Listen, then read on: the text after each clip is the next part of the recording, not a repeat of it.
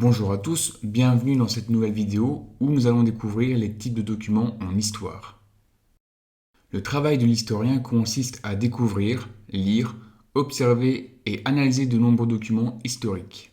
Ces différents documents étudiés peuvent être classés en deux types: les traces et les travaux. Du coup, quelle est la différence entre ces deux types?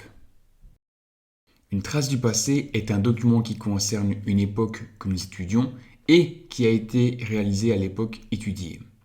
C'est le cas par exemple de certains monuments historiques, de certains tableaux ou des photographies par exemple.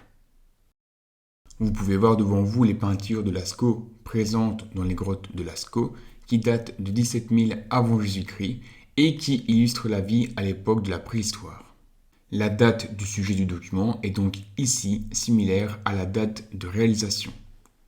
Un travail est quant à lui un document qui concerne une époque que nous étudions, mais qui a été réalisé à une époque différente.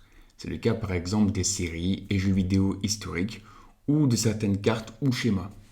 Par exemple, cette reconstitution 3D de Rome nous renseigne sur la vie à l'époque romaine, mais a été réalisée en 2018. La date du sujet du document est donc ici différente de la date de réalisation. Si aucune date n'est présente, que peut-on faire? Il faut chercher des indices en étudiant par exemple les dates de vie et de mort de l'auteur du document.